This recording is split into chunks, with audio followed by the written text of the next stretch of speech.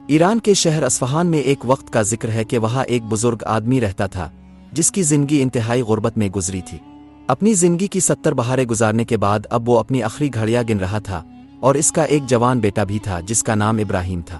جب اسے احساس ہوا کہ اس کا آخری وقت قریب آ گیا ہے تو اس نے اپنے بیٹے کو بلایا اور کہا، بیٹا، میں نے اپنی ساری زندگی بہت غربت میں گزاری ہے، لیکن اب میرے پاس صرف 300 دینار ہے اور وہ میں تمہارے لیے چھوڑ رہا ہوں۔ میری ایک بات ہر حال میں سنو، میرے مرنے کے بعد ان 300 دینار لے کر کسی نصیحت فروش کے پاس جانا اور اس سے نصیحت خرید لینا۔ یہ کہتے ہی ابراہیم کے والد اس فانی دنیا سے رخصت ہو گئے۔ ابراہیم اپنے والد کی وفات کے چند دن بعد سوچنے لگا کہ اس کے والد نے کہا تھا کہ میرے مرنے کے بعد ان 300 دینار سے کسی نصیحت فروش کے پاس جا کر نصیحت خرید لینا۔ اب ابراہیم وہ 300 دینار اٹھا کر کسی نصیحت فروش کی تلاش میں نکل پڑا۔ چند دن گزرنے کے بعد آخرکار اسے ایک نصیحت فروش بابا مل ہی گیا۔ ابراہیم اس نصیحت فروش بابا کے پاس گیا اور اس سے کہا کہ بابا جی، میں ایک نصیحت خریدنا چاہتا ہوں۔ نصیحت فروش نے ابراہیم سے کہا کہ میں ایک نصیحت 100 دینار میں دیتا ہوں۔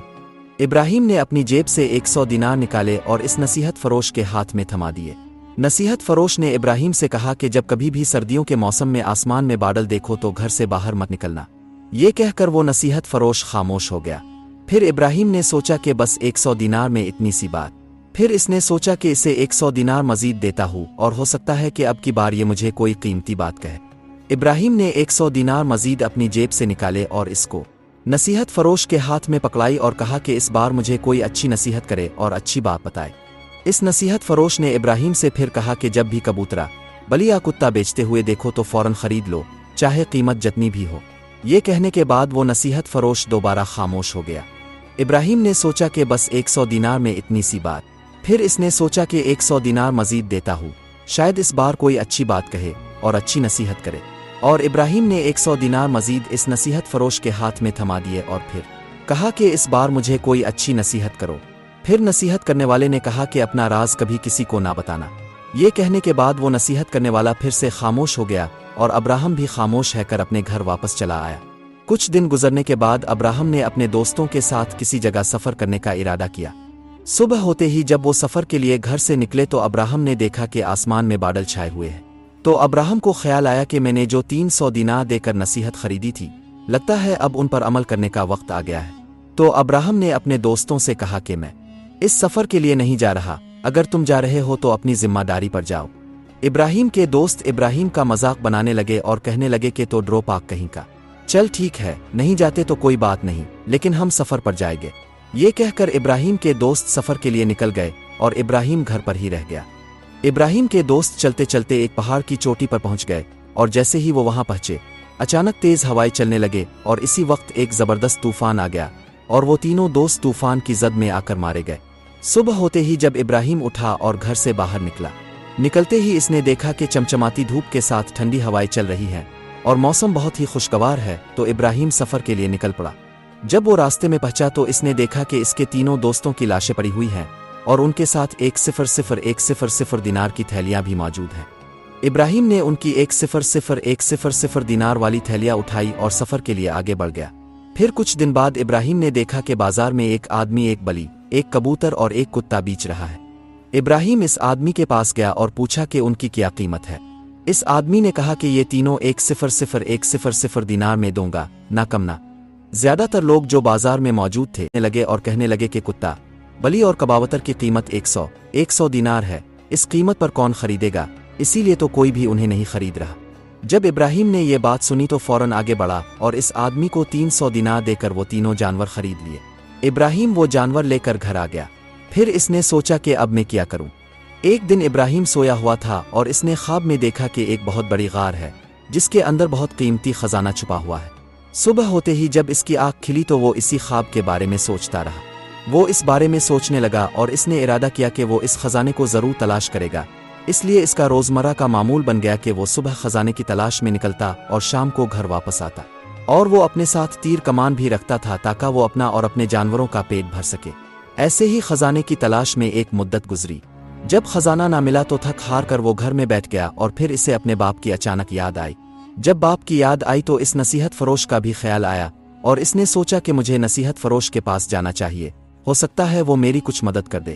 وہ نصیحت فروش بابا کے پاس گیا اور اس نے اپنا خواب سنایا तो नसीहत फरोश बाबा ने इब्राहिम से कहा कि जिंदगी में हालात जैसे भी हो कभी हिम्मत मत हारना, हालात का मुकाबला करना।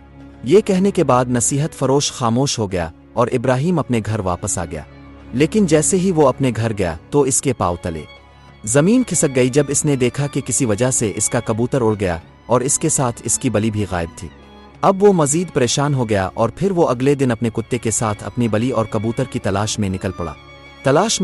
इब्राहिम और इसका कुत्ता बलि और कबूतर को कूदते हुए जा रहे थे। इब्राहिम का कुत्ता भी बलि के पाँव के निशानात सूंघता हुआ जा रहा था और वो अपने मालिक के साथ एक पहाड़ के करीब पहुंच गया। पहाड़ के करीब जाने पर इब्राहिम ने देखा कि वहाँ एक गड़ा मौजूद है और इसी जगह पर इसका कबूतर और बलि भी बैठी हुई है और इसके करीब ही एक मुर्दा औरत की लाश पड़ी हुई है। इब्राहिम इसके पास गया तो इसे ख्याल आया कि ये कबूतर जरूर इस औरत का होगा जिसने इसे देखा और इसके पीछे उड़ता हुआ आ गया। अब इब्राहिम ने वो खजाना उठाया और अपने जानवरों के साथ घर पहुंचने के बाद अब इब्राहिम की जिंदगी बदल गई। वो अपनी जिंदगी सुकून से गुजारने लगा। अब इब्राहिम के पास इसके जानवरों के अलावा इस दुनिया में कोई नहीं था, लेकिन इसके पास इतनी दौलत थी कि वो अपनी जिंदगी आराम से गुजार सकता था। इसने अपना कुछ खजाना बेचा और एक औरत से शादी कर ली जिसे वो बहुत पहले से जानता था और पसंद करता था। इससे शादी करने के बाद वो अपनी जिंदगी खुशी खुशी गुजारने लगा। फिर एक दिन इब्राहिम की बीवी ने इब्राहिम से पूछा कि तुमने कभी नहीं बताया कि तुम्हारी जिंदगी कैसे बदली। नसीहत करने वाले की नसीहत याद थी कि अपना राज कभी किसी को ना बताना, मगर वो खुद को रोके तो कब तक। एक दिन इब्राहिम ने सोचा कि आखिरकार वो मेरी बीवी ही तो है, अगर मैं बता देता हूं तो कुछ भी नहीं होगा। ये सोचकर इब्राहिम ने अपना सारा राज अपनी बीवी को बता दिया। इसी इलाके में एक धोखेबाज और एक चालाक बूढ़ी औरत भी रहती थी जिसे इस खजाने का इल्म हो चुका था। इसलिए वो अपना भेष एक फकीर की हालत में बदलकर इब्राहिम के घर पहुंच गई और इब्राहिम की बीवी के सामने बेहोश होने की एक्टिंग करने लगी। इब्राहिम की बीवी बहुत नेक और रहम दिल थी। इब्राहिम की बीवी इसे उठाकर अपने घर ले आई और इसकी खिदमत करने लगी। फिर ऐसा हो गया कि वो बूढ़ी औरत रोजाना इब्राहिम के घर आती, इसकी बीवी के साथ हंसी मजाक करती और प्यार मोहब्बत की बातें करती। कई दिन गुजर गए और इसने इब्राहिम की बीवी का दिल जीत लिया। इब्राहिम की बीवी ने अपनी सारी बातें इस बूढ़ी औरत को बता दी। फिर एक दिन इब्राहिम अपनी बीवी के साथ बैठा हुआ था और इसने अपनी बीवी से कहा कि हमारे पास इतनी दौलत है, हम क्यों ना इसे बेच कर कोई कारोबार कर ले, क्योंकि दौलत जितनी भी हो पड़ी पड़ी आखिरकार खत्म हो ही जाती है। इसकी बीवी ने कहा, हाँ बिल्कुल ठीक कहते हो। ये कहते हुए वो और इसकी बीवी खजाने को देखने के लिए अंदर कमरे की तरफ जाने लगे, लेकिन जैसे ही उन्होंने अंदर कदम रखा तो उनके पैरों तले से जमीन खिसक गई। उन्होंने देखा कि खजाने का संदूक अपनी जगह से गायब है।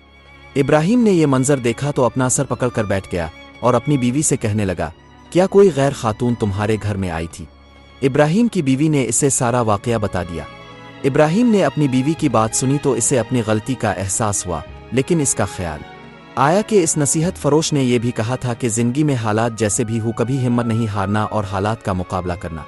फिर इब्राहिम ने सोचा कि अगर वो नसीहत फरोश की आखिरी नसीहत पर अमल करता तो इसके साथ ऐसा कभी ना होता। फिर इसे अपने बाप का ख्याल आया। इसके बाप ने कहा था कि नसीहत दौलत से ज्यादा कीमती होती है। फिर इब्राहिम ने खुद से ये वादा किया कि वो अपनी जिंदगी मेहनत करके और बड़ों की नसीहत पर अमल करके गुजारेगा। दोस्तों, उम्मीद करता हूं कि आपको ये वीडियो पसंद आई होगी। अगर वीडियो अच्छी लगी हो तो वीडियो को लाइक कर देना। कमेंट्स में अपनी राय का इजहार जरूर करें। हमारे चैनल को सब्सक्राइब करके बेल आइकन का बटन भी दबाएं ताकि हमारी हर नई वीडियो सबसे पहले आप तक पहुंचे।